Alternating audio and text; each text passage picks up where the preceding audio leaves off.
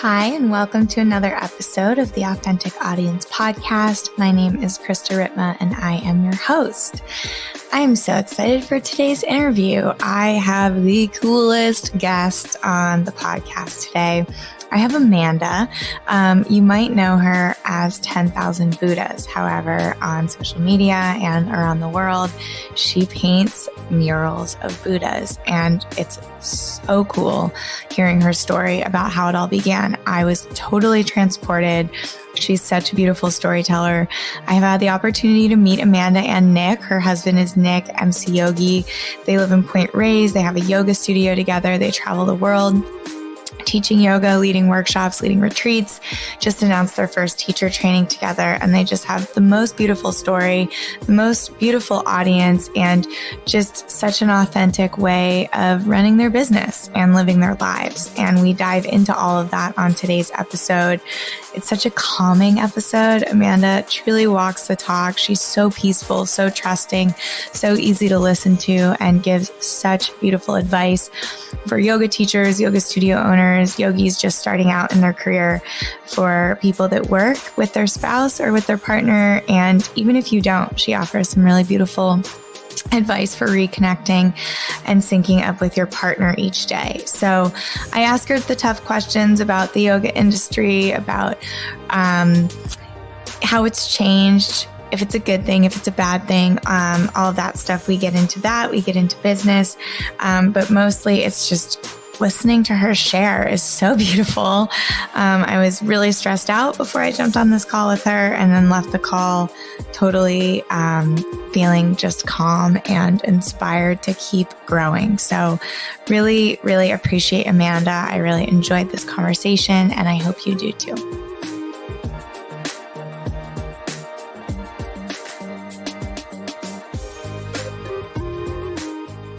10,000 Buddhas by Amanda Giacomini is a worldwide, highly sought-after art project including large-scale murals and fine art paintings. Featured on National Geographic Channel, New York Magazine, Yoga Journal, Yoga International, Mantra Magazine, Origin Magazine, Marin Magazine, LA Yoga Mag, and Tricycle Magazine. Amanda has painted murals all over the world. She's a dedicated yogini with over 20 years of practice and 15 years of teaching. She teaches weekly classes at her yoga studio, which she co-founded in 2001 with MC Yogi, Point Reyes Yoga in Point Reyes, California. Welcome, Amanda. Hi, Krista. I'm so happy to be here. I'm so happy to talk to you. I haven't talked to you in a while, so we get to have a little catch-up, a public catch-up. Sounds good. How are you? What's happening in your world? Where are you? Tell me I everything. am home in Point Reyes, California. I'm so happy to be home. Winter time is a time where we usually get to spend more time at home. It's kind of a slower touring season for my husband, and it's a really nice time for me to regroup and get back into a rhythm with life and catch up on things and do all my laundry. Pay all my bills, and it just feels really good and grounding. You guys travel a lot. Yeah, over the last 10 years, it's just steadily become a bigger part of our life. I feel like it's funny because you guys live the life of touring musicians / touring yoga teachers. And I find that a lot of, the bigger teachers out there live a similar life to touring musicians, just sort of like on the go all the time. I know you guys are leading retreats. It was a super big year. Congrats, by the way. You guys had an epic year. What retreats did you lead? I know I should know this. You did Sri Lanka? We did Sri Lanka, and I did a retreat for the first time by myself, a women's retreat in Morocco. And then my husband and I co-led one in Panama. Oh, Panama. That was it. Yeah.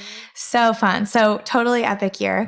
And obviously, if people do not know already, Amanda is married to Nick, also known as MC Yogi. But you guys have been married for a very long time, which I actually recently found out when you announced your teacher training.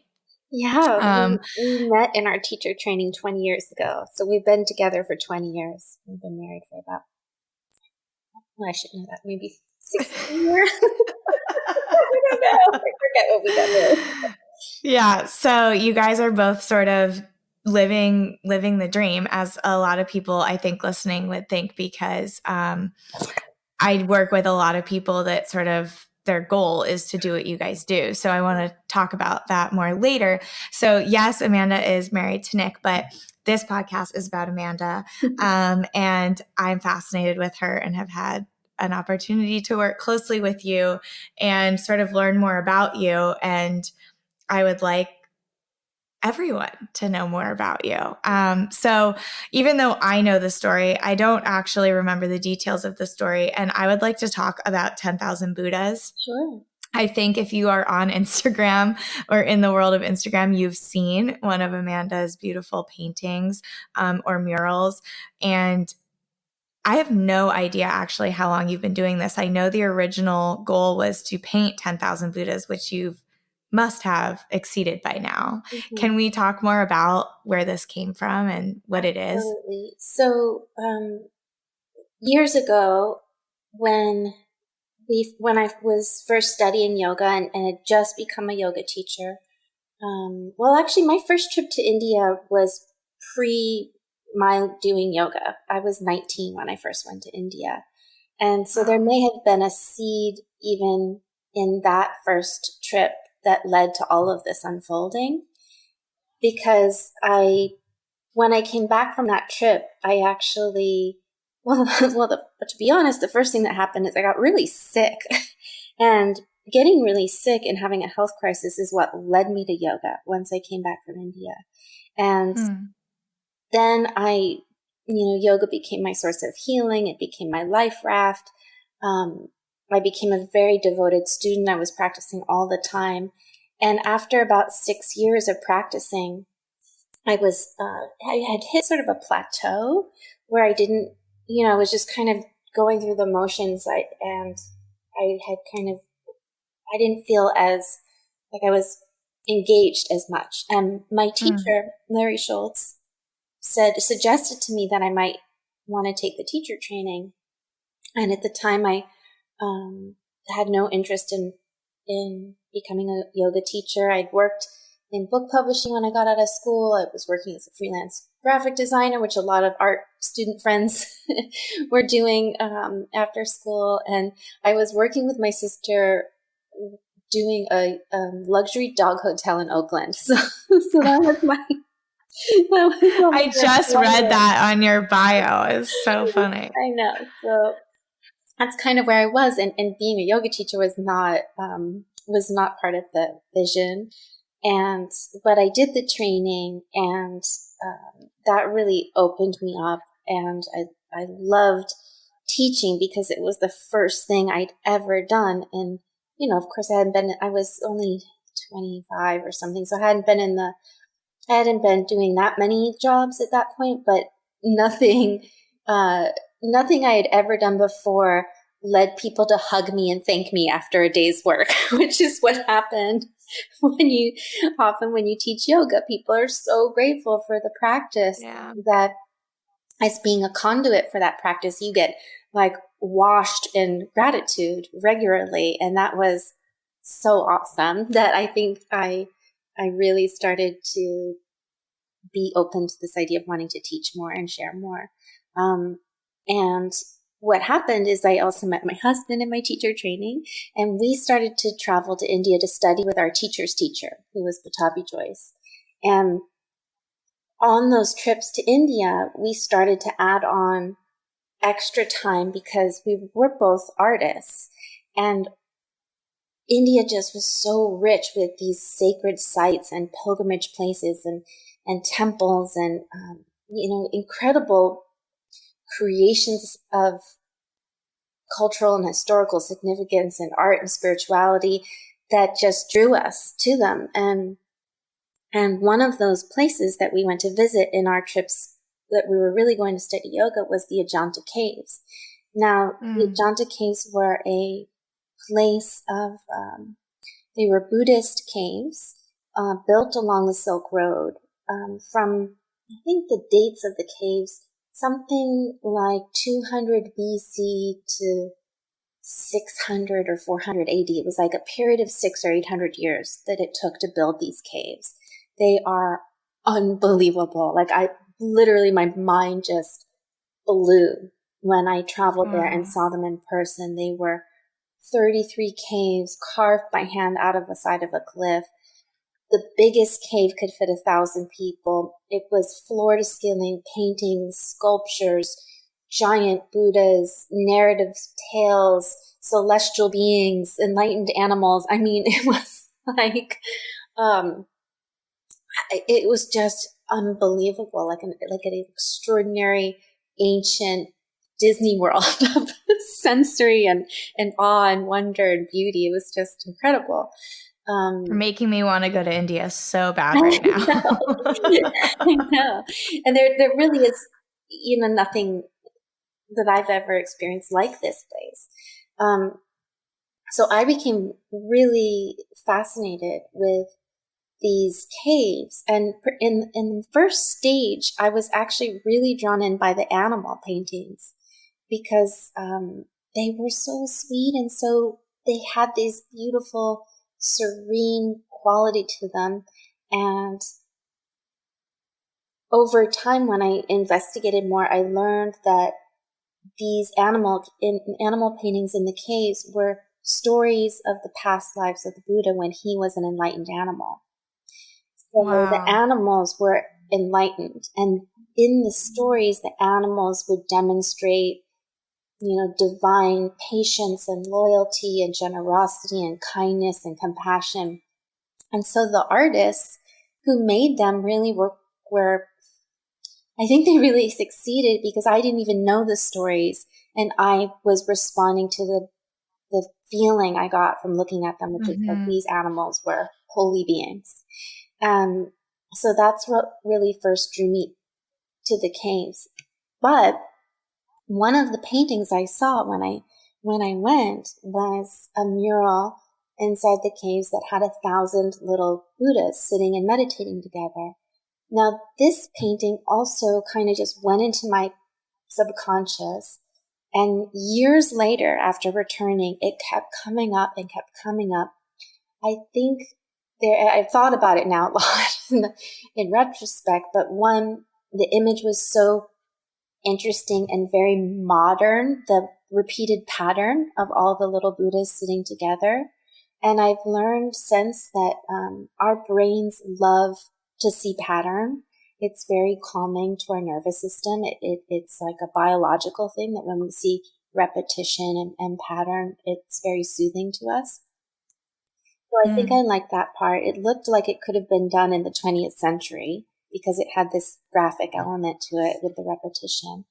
But also, I think the idea of sitting with 1,000 people and meditating or practicing was something I was experiencing because the yoga community, which was quite small when I started, was growing and growing and growing. And I was continuing to have more and more experiences of these gatherings that were happening, conferences, and where hundreds and thousands, not hundreds of thousands, but hundreds and or even thousands of yogis were getting together and practicing. So I was like having that experience in my own life of the power of the Sangha, the power of practicing in community in like a big way. So that image of all these Buddhas sitting together kept coming and kind of like knocking from the inside and my consciousness until finally I was like, okay, I'll thank you.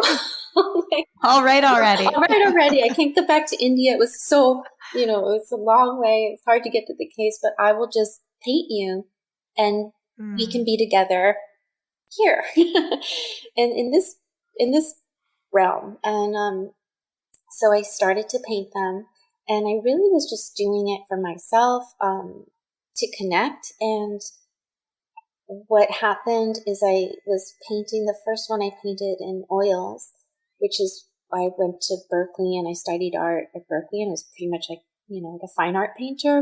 And oils, it was a very slow process. I would paint their little faces and then sand them and then do these thin layers to build up the paint, and I would sand it back and build it up to get this quality of what I'd remembered in the caves of like the worn of overtime quality.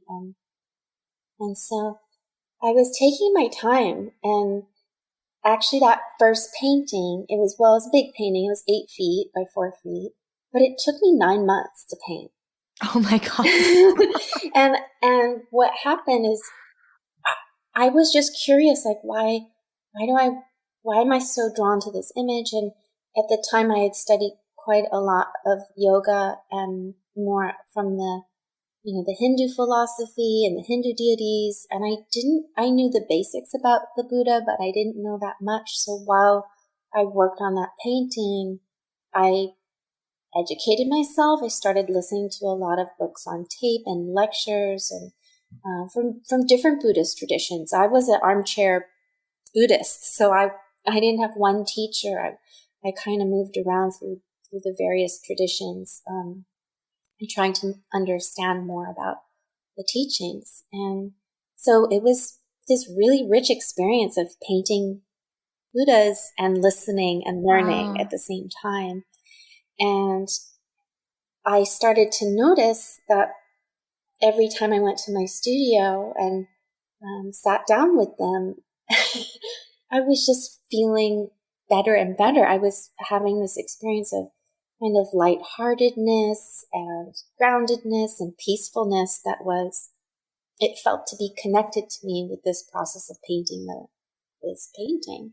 So when I was finished, I didn't want that experience to end. It was like a very, I think before I always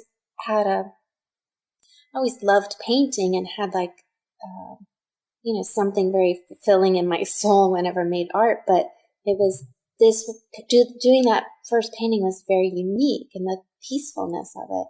So that's when I got the idea that I'll just keep going, and I'm just going to paint 10,000 Buddhas.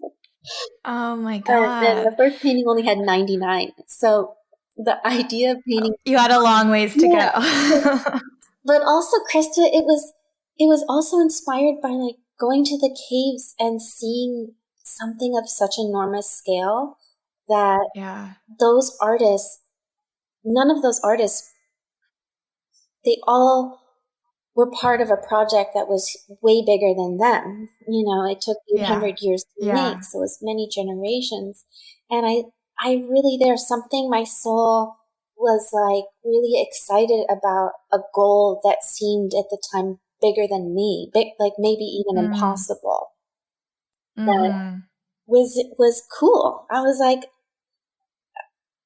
I just wanted to be on that journey, and I didn't care if I finished. It was just nice to have a Well, big goal. that's what comes through for me. Like, so I know you now, and we've been connected now for about a year actually. But before that, like, it's so funny. I was just totally, I'm wondering if the listeners are going to feel the same thing that I'm feeling right now, but I've actually never heard you tell that story before. And I was literally just transported to India, and I've never been there.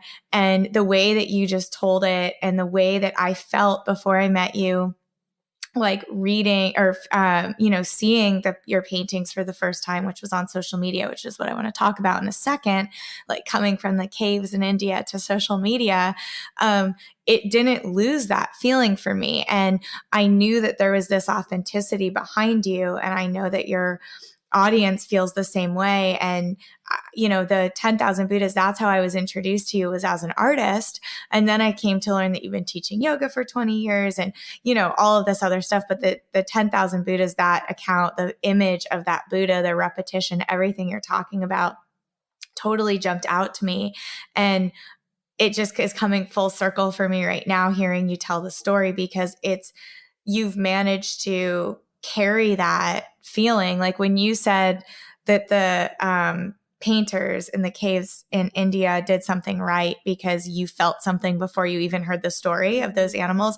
That's how I felt finding your painting for the first time. Oh, thank you. And it's so beautiful. And now it's such a, like, I feel like, well, if you've been to Point Reyes, you've seen the Buddhas. But I mean, if you've been to a Wanderlust, if you've been on Instagram, if you've been to Miami, I mean, you've seen these Buddhas. They're everywhere.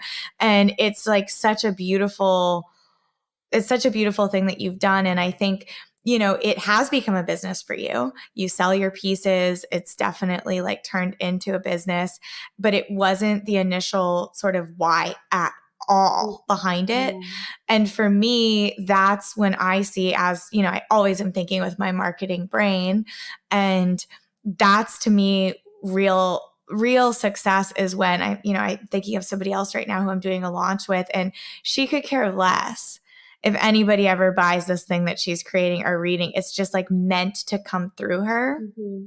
And the fact that you're like seeing this Buddha again and again and again, and finally you were like, okay, I'll paint it, and now fast forward a decade, thousands of people have your Buddhas hanging on their walls. And it's just like such a beautiful, authentic story of art. And I just appreciate it so much. So thank you for sharing.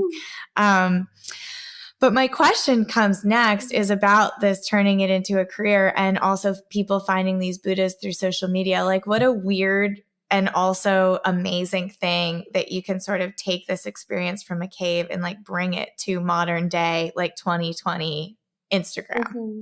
And what has that process sort of been like for you? I happen to know you're a little more private. You're not one of these people like selfieing their entire day, for example. Not that that's a bad thing. Yeah. What was interesting is that when I set out to paint 10,000, I started first doing them on canvases, and kind of big canvases, because again, that's kind of, I was trying to like recreate this feeling in the caves, which is a bigger mural. But for the first few years, I just did oil paintings.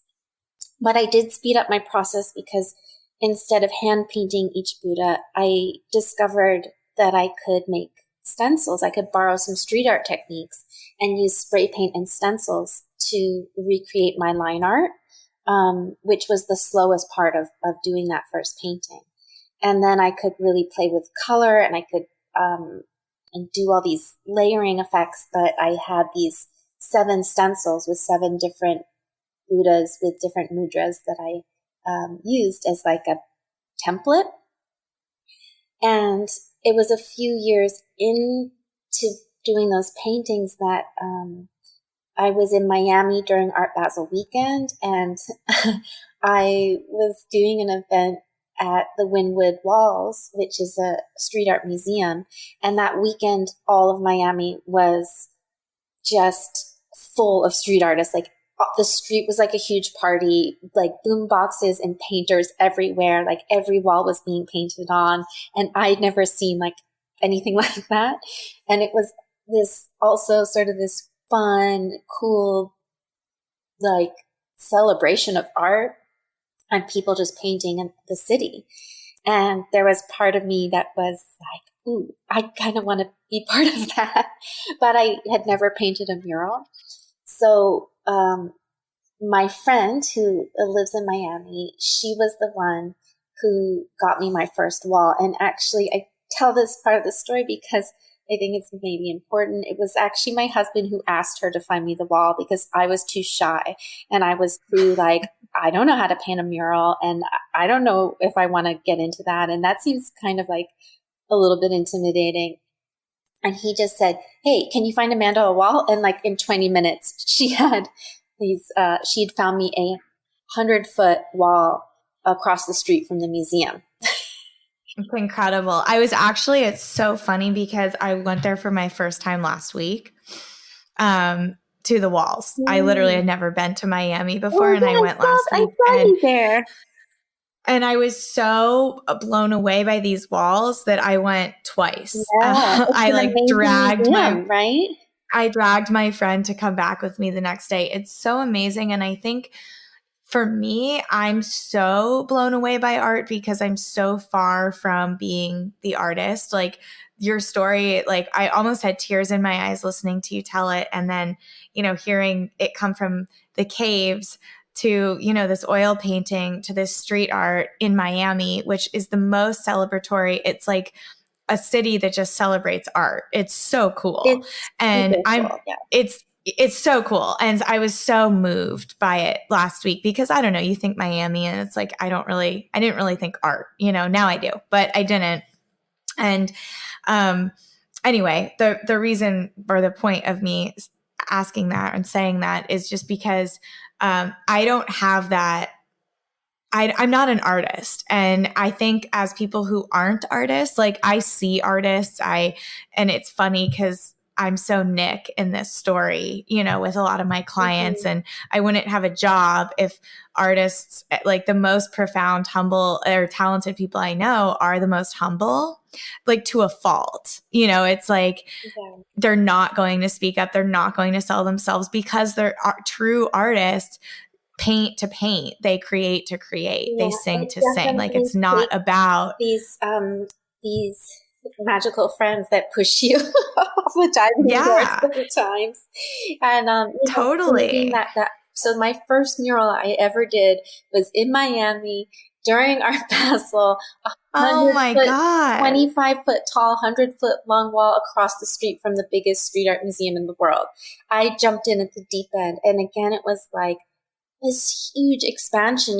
When I decided to paint 10,000, that was a big expansion. I was like stepping into this big idea, and painting murals in the street was me really stepping like way outside my comfort zone into this big world that I didn't know if what was going to happen or if I belonged or how I was going to even do something that big because I'd never done anything like that. So it was a huge moment that shifted things. And again, I think it was just the going for it was like exhilarating. And what happened? Yeah, it's beautiful. Um, And then how far after that did you start actually like charging for these paintings? Like at what point were you like, okay, I want to do this as like part of my career or part of my well, living? before the mural, I had a few shows where I sold Mm, paintings, but I had never done the murals. And the so, murals. that first mural, I had to fund myself. Like I had to pay for the material, I had to pay for the lift, I had to fly myself there, and like it was self-funded. Yeah. And at the end, I had just really gotten on Instagram because you were asking about that. And so Yeah. I knew I didn't want to sign. I never sign my paintings on the face of the painting. I always sign the back anyway. But I didn't want to sign my name because again, going back to the caves, those paintings were all by anonymous artists. So I signed it 10,000 Buddhas. And Oh, my heart. and I didn't really know what was going to happen. But when I got home from the trip, it was like, oh my God, like 5 times a day I was getting pinged by people who had found the walls and were posing with the Buddhas. And Krista, the coolest thing is that almost everybody was doing like a spontaneous meditation pose or yoga pose or even just namaste in front of them. Like somehow my worlds of being a yoga teacher and being an artist suddenly just collided, and like the art was getting people to practice. It was like drawing them in. Like there was something about all those Buddhas that made people want to get in there and practice with them that was just electric. And normally as an artist I would paint alone in my studio. It's very isolating. Every 2 years I would have like a gallery show for a month, maybe 100 people would see my work. And now all of a sudden doing that first mural overnight, like changed everything. There was first the interaction of making live art on the street, which was really a trip in itself. But then afterwards through Instagram, I got to see people seeing and interacting, and it was like totally changed everything. And like, I love it that. was like a very like contagious joy for me to see people, very respectful and playful and practicing with them. It just made me, so that really lit my fire to do more and more walls. A lot of the I love walls that. I did in the beginning, I funded myself. And in fact, selling paintings became a way for me to fund doing more street art. Wow. So it was really, my goal initially with selling work was, one, if I were going to paint 10,000 Buddhas, I would be buried. My house would be buried in Buddha paintings if people didn't take them off my hands. So there was that. And then it really gave me a way to be able to do more street art. Man, I love that story so much, especially because I really like hold on to the beauty that Instagram offers. And for me, especially for artists like Emery, is a good friend of both of ours, and her photography like wouldn't get seen, if it wasn't for platforms like Instagram, specifically Instagram. And, you hear so much shit basically about this platform, and it's how I found you. It's how I found most of my clients and most of my guests. I think it's how you and I found each other, because you saw me in a post of Emery's, and it's like done so much for my business and for my life. And it's stories like this that like really bring it all together for me, and why I do marketing and why I support artists. It's like you were able to take us to a cave and like keep it so authentic, like not signing your name, but signing it 10,000 Buddhas, like because of the why behind there's so many people. Like it's just so authentic to me. And this is like the point of this podcast, and like my entire why is like basically supporting people like you. So hearing stories like this, it's just like, a really good reminder for me that's like so heavily on the business side of artists and creating and, getting the stuff out into the world. It's like, this is why I do that, so that people can be transported to that little cave in India and like sit with the Buddhas and practice with them. And the fact that Instagram helped you leverage that and helped, people meet you and see that, it's just really powerful. So anyway, I love that story. Yeah. Thank you for sharing. I'm sure everybody's like Googling your name right now so everybody can see your Buddhas. But well, the cool thing too is that the Ajanta caves were on the Silk Road. They were a place for monks to go and gather during the rainy season. And they were, being on the Silk Road, it's like this ancient, trade route where knowledge and ideas as well as objects and art were being shared. And so I think there was something I felt like they just like being there somehow planted the seed and there was like it like now to get them out onto the walls now and for people to share just feels like a continuation of that, of the energy of which they were created. I love that. And the other thing I think is so beautiful is where you said that your yoga and the painting sort of like collided, because the biggest advice I've ever had is like, find the two things you love most and combine them. And that's what you should do. Really? And for me, it's business and it's art and it's creation. And so that's why I market artists, or I market healers. It's art and healing. Like, it's music, it's yoga, it's healing. Like, to me, that's all art. And I'm not an artist, but I can see something that I know if a million people saw it, it would change their lives, And so that's where like the business comes in. And I do love business. I love strategy. I love brainstorming. I love collaborating. I love deadlines. But then there's this other side of me that just is so drawn to the yoga, to the music, to the art, to the, whatever it is that's like helping somebody basically, or transforming somebody. Yeah. And that's where marketing came in. And for you, it's like you are living that. You get to teach yoga and you get to paint, but the Buddhas are really like the middle where those two things meet. Yeah. And it's great that you bring that up, because I actually used to suffer more from a schism where I loved art and yoga, but they were very separate. In fact, I almost felt like they were mutually exclusive. Like, there was a time where I felt like if I really wanted to be a good yogi, I couldn't make and sell art.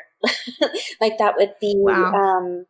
like that was something that was somehow selfish or narcissistic, or I don't know, something that was taking me away from the goal of yoga.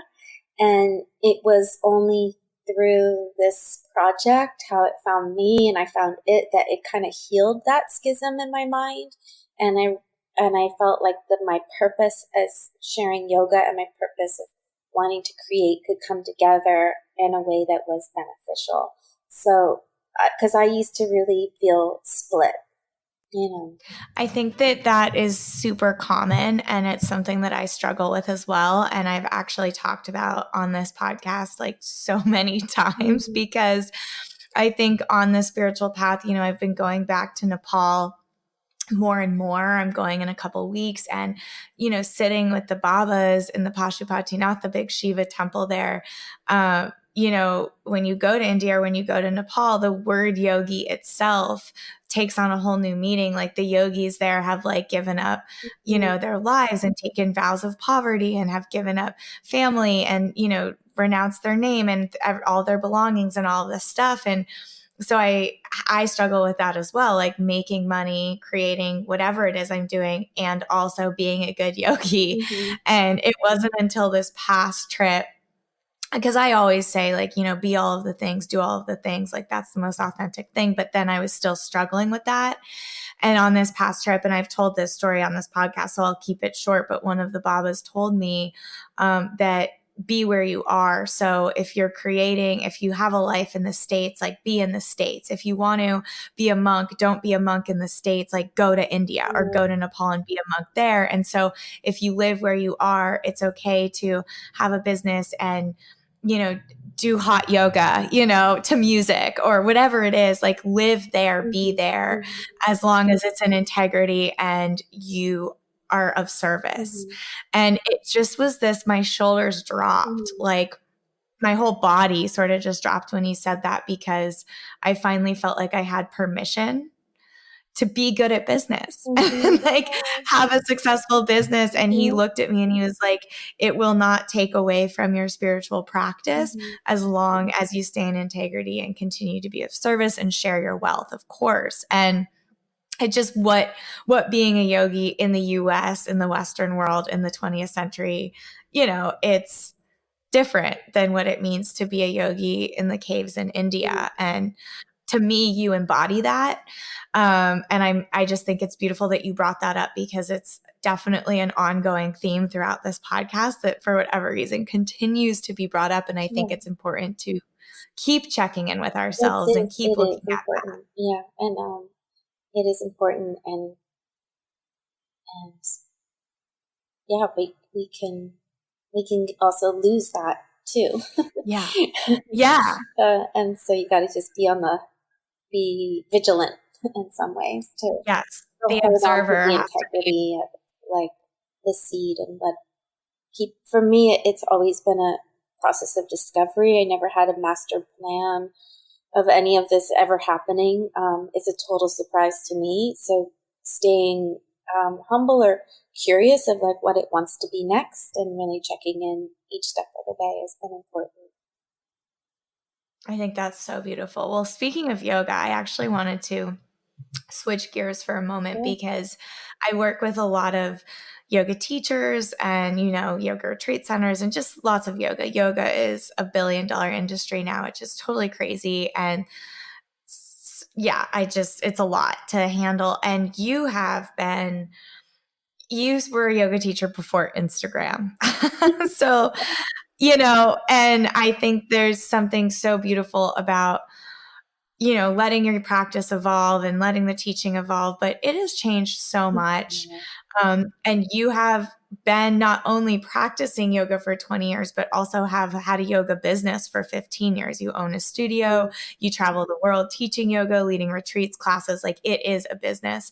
And my question for you is, how has it changed since you started? Like, what is the biggest difference that you see, specifically on the business side, not in the yoga community, but in the way that yoga business is being run?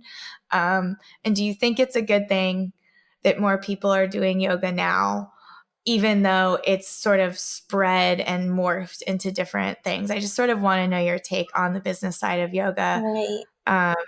And how that sort of affected your business even over the last 20 years. Honestly, I feel a lot of compassion or empathy, or my heart goes out to people who are just starting their careers as yoga teachers, because I think it feels like a lot more competitive than it was. I mean, there just weren't as many teachers when I started teaching, and I don't know, we've just been really blessed and protected in some ways from a lot of it. We live in a small town, and even though there's a community center where there are teachers who've been teaching yoga out here longer than we have, they were teaching at the community center. We were the first ones to have a dedicated yoga studio, and then we've actually opened in 2001, so we've been open 19 years, and we have been able to sustain like a small town yoga studio. And it's not easy to do. No, especially as our lives took us outside. It was like a real shift where we used to teach all the classes, just the two of us. Wow. Every day, 7 days a week for maybe 7 years. We were the only teachers, and then we started to travel more, and then slowly we had to make a transition. Like at first, when we had subs, the attendance the bottom would drop out, we'd go from full classes to empty classes. So we had to slowly get our community used to, it's not just going to be us teaching, and then give space for other local teachers to have classes. And then that started to work. And now we have 7 teachers, but it's still so sweet and small. Like on Monday, all my teachers are coming over to my house for lunch, and we do an annual spa day together. It's so sweet. I actually don't know what it's like to run a bigger, like a city studio that, with the rents and just having so many teachers to manage. That seems like just, whoa. I know that's a lot. Yeah. Yeah. But have you noticed, like, I guess even in your home studio, or now that you guys, kind of teach all over the world at Wanderlust and all this stuff, like, have you noticed a change in the practice? Like, I'm just curious. I actually don't know the answer because I've only been practicing. I got certified, I don't know, 6 years ago now, and only found yoga a few years before that. And just seeing sort of how it's shifted so much in the last like couple of years, even like we've had yoga studios where, it was mat to mat selling out 5 years ago. And now it's like gotten really competitive, and just, in the students, have you seen a change? Or like, I guess my question is like, and it's something I grapple with is, I did ask one of the Babas in Nepal, like, how you feel about yoga in the West.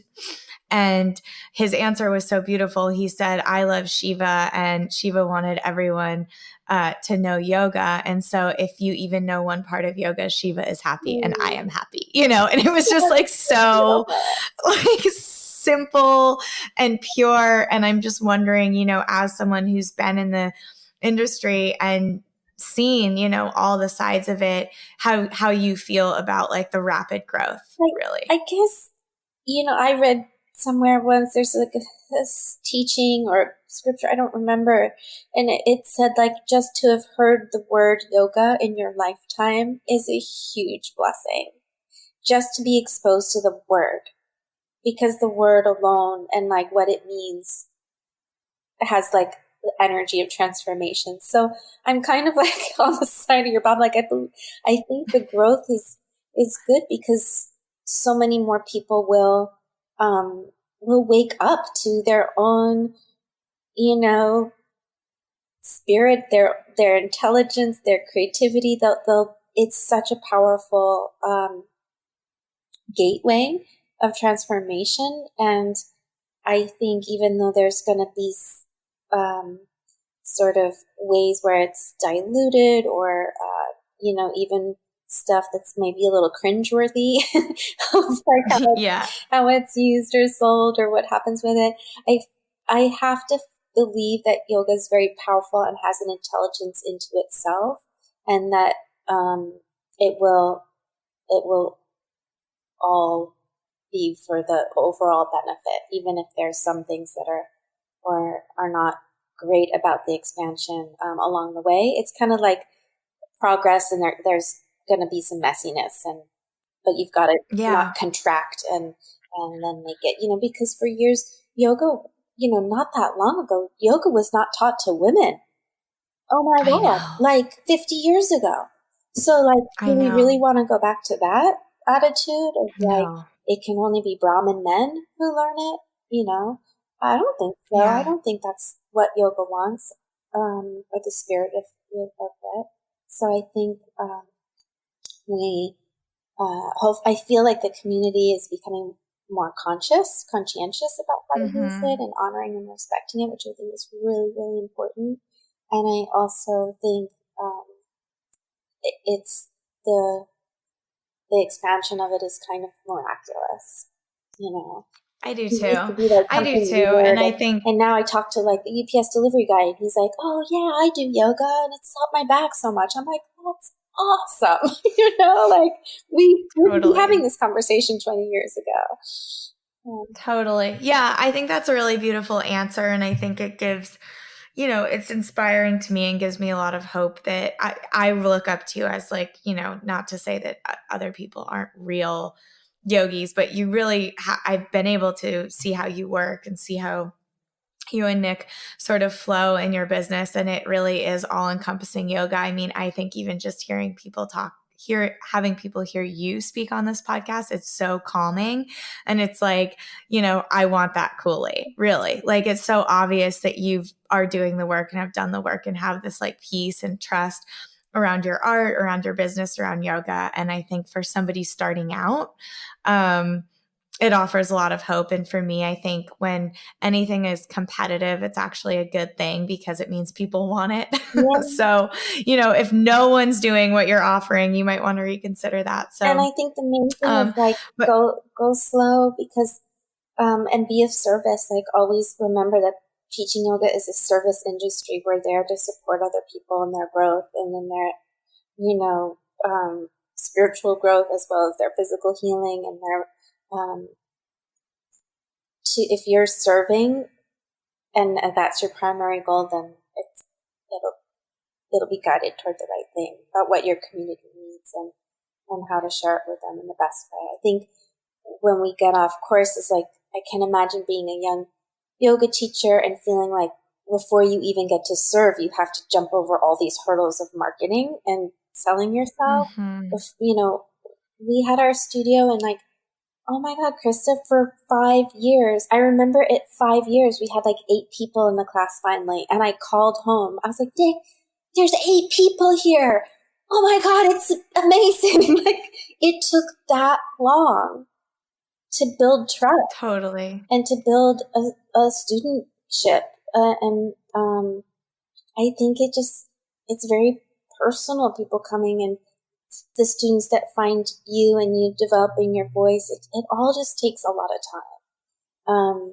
I think that that's probably the best advice. And it really resonates with me because I think a lot, like I'm definitely on the older side of millennial, but I think I am a millennial and we have this crazy mindset that everything needs to happen now and it needs to happen, fast. And if it's not happening now, it's not fast enough. And Yeah, if that's you're how a I sort of failure, felt. if your studio isn't booming within the first 2 years, or. Yeah, which is totally crazy. And I had somebody on my podcast this summer and she said that her business, she feels like it's a slow burn and it's never gone out. And if I can say that after 10 years of running a business, that would be way better than this like booming in 2 years and then going away. I think And I think especially as a yoga teacher, like starting slow is so important. And I always have found, because I used to teach like the business night at yoga teacher trainings, and I would always remind people intention is everything. And when you truly decide to be a yoga teacher, it means you're deciding to be of service. Mm-hmm. And if that intention is real, the doors will open. Mm-hmm. Yeah. Like when you, something magical happens when you decide to be of service. And I found it as a yoga teacher. Like I had a full-time yoga teaching job within 2 weeks when I decided to quit my job, and all I wanted to do is teach yoga. And like it is an effort and it is a grind, but if your heart is open to be of service, and I think this is true with any industry, it doesn't just have to be yoga, but yoga is definitely a more obvious way. Things work out. Yeah. But the intention has to be right. It does. And I think it's okay. My advice would be, well, from my personal experience is when we opened our studio, we didn't put all the pressure for our studio to support us. It's a new baby. Mm-hmm. You don't expect a new baby to, pay your mortgage. It's a brand new baby. So like Nick and I each worked 3 other jobs for years until the studio grew up. I worked as a graphic designer. I worked at the dog hotel. He worked at a pizza parlor. He worked for his dad delivering hay. Like we kept the studio because it was our joy to teach. And then eventually, over a long period of time, the studio began to flourish. And then the studio became what allowed us to grow as artists, because then we built something financially stable, like a real business. But it took 8 years. And then slowly the yoga studio was able to support us doing the music and the art, and so it was like a very gradual process. And I think it's really good. Like if you love teaching yoga, do it and maybe keep another job going at the same time until that grows enough, and then you can slowly release. You know what I mean? Like 100%. And that's real. I think not a also really failure to important. do that, this idea that you have No, and we're constantly told, like, we're seeing so much like quit your 9 to 5, like quit your day job and follow your dreams. And I had someone on the podcast a few weeks ago I was talking to about her before we started recording, and she has a huge podcast that now takes her all over the world and pays her bills, and it's like her entire business. But she was saying that it's actually really irresponsible to tell people to quit your job and just like start something new. And that's totally crazy. And she has a background in finance. And so she knew when she like started this podcast on her closet floor that she had to work these other 2 jobs. And they did that for like 2-3 years. And then they brought it down to 2 jobs. And now, 3 years later, they get to travel the world and go on tour with the podcast. But it's actually like so many people are constantly like, if you're unhappy with your job, leave, da da da da da. And it's like, okay, yes, chase your dreams. Yes, create a life of abundance, doing what you love and pour something you can pour your heart into, like your art. But at the same time, we still have to be responsible. And I think that that's good advice. Like things don't happen overnight. And I think Instagram too sometimes like can make it look and feel like it happens overnight, like so much work, and like the story leading up to you painting that big mural in Miami, like you had been that took you 9 months to paint your first Buddha painting. And it just, and then, the thing comes and everybody knows about you. And all of a sudden it's like, oh, well, they just blew up overnight. It's like, well, actually I've been working really hard for like 10 years. Yeah. And I think the pressure, if you put too much financial pressure, whether it's your yoga teaching or making art or whatever you do creatively, that's when you feel the pressure, and that's when you might be tempted to do something inauthentic because out of stress. Do you know what I mean? Out of like 100%. It's so hard to be creative. That's where you get into the stickiness or the pitfalls or the attachment to the outcome. That is, the big downfall. Yeah, I always find it so hard to create when I'm in a space of fear or doubt, and I have to it's totally different, but like my art is like me building landing pages from scratch and me editing videos and stuff like that. And when I'm in a space of fear or doubt, I just like stare at a blank page. So I can't even imagine, being pressured by your art, or like I have to churn out this painting or I have to do this thing in order to sustain myself. It just wouldn't flow for me. And so I think that that's also a really important piece of growing a business like this, is like, you can't put that financial pressure on if you want things to really flow. And it's so obvious to me looking at the span of your business and your career, that that's how it's been for you. It's just, it flows. Like, I know there's this partnership that you did and I got to watch you create it a couple months or 6 months ago, and it just flowed. And watching the way you do business is super inspiring to me. And I know people are inspired by you as an artist and as a teacher, as am I. But how you and Nick make business decisions, I've also been witness to. And that's what's been really inspiring to me, is just softening and like really bringing that trust I have in everybody else into my own business. I have total trust in your business as a client or as somebody I work with. But then when it comes to my own, for some reason, the fear creeps in and the doubt creeps in. It's just so interesting. But I just think that this has been such a calming conversation and so inspiring. And every time I talk to you, I feel this way. And I do have one last question, Yes. just out of total selfishness. I need to ask this. If you had to break it down to one piece of advice, you and Nick have worked together and been married for a very long time. And Clay and I are early on in our marriage and business partnership.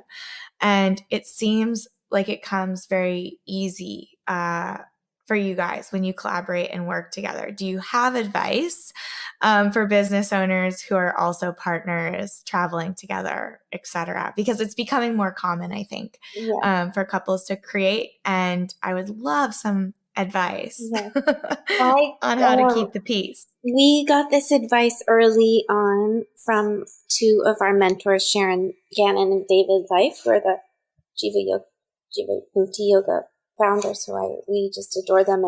And we saw them traveling and teaching together, and we asked them that same question, like, do you have any advice for us? We're just starting to do this.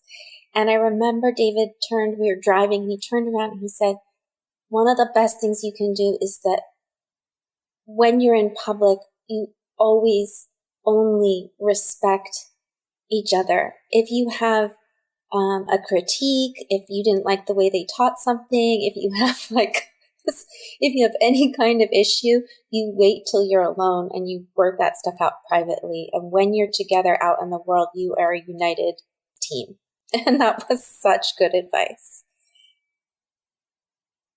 I think that is such good advice. And I'm sitting here thinking about how we don't do that. Yeah, it's so important.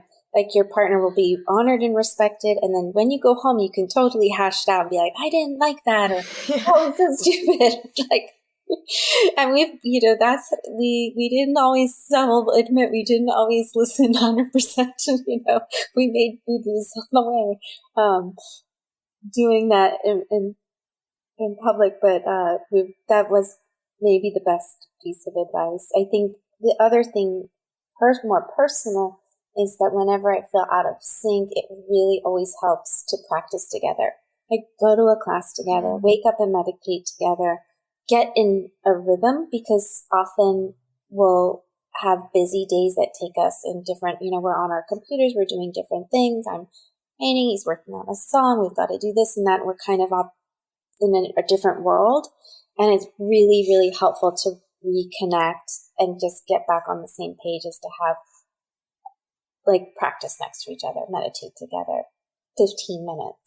I think that's really good advice, even if you're not business partners. I just think, yeah, that's great. Well, the last thing I want to announce, and I think that you've announced this, I know you've announced this, is you guys just announced your first teacher training together. How's that going?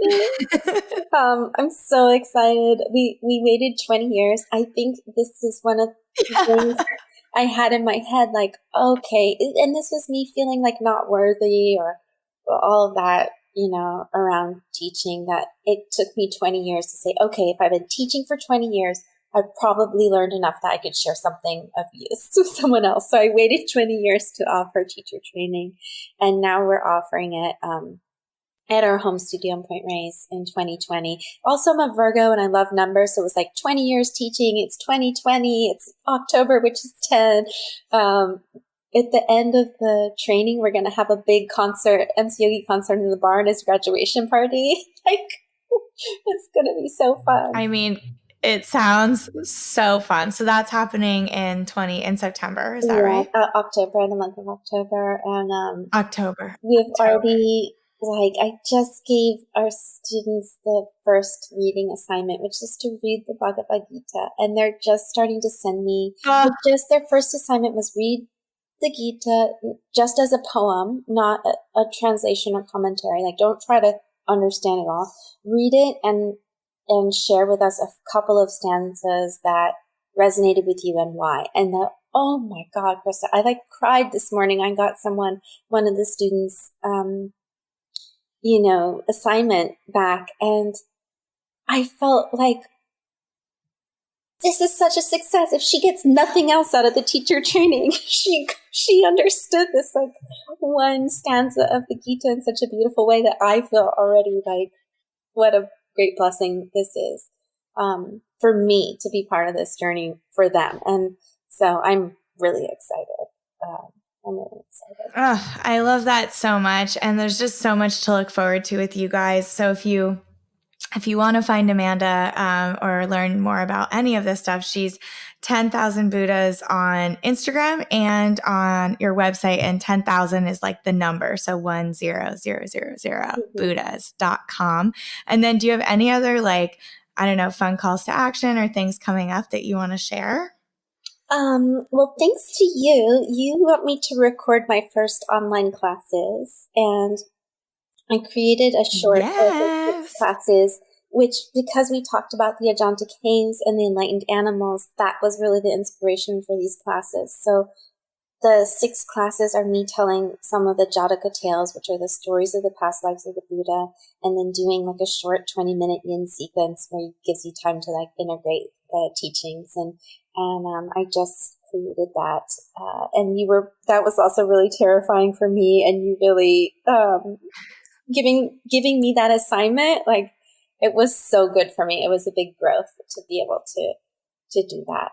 So yes. Well, I just think anybody that gets to hear you and practice with you online is so lucky. So I'm so glad that that's available. And I'm so glad. I was hoping you would mention that. So yeah, I mean, it's just been such a joy getting to know you and working with you. And I'm excited to see what comes next for you guys. And I just so appreciate your time.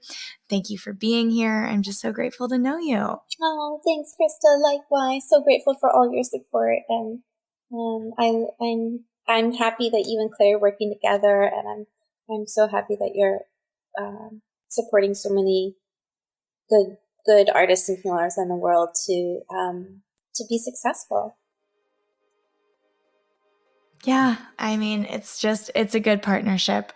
So anyway, for everybody listening, so grateful as always to you for being here, for tuning in. This is a really special one. I'm sure you feel it. I felt it. I've I was totally flipping out before this episode. There's just this broken link that I'm trying to launch. And anyway, these podcasts are always so healing for me, and I hope they are for you too. So until next time, keep growing.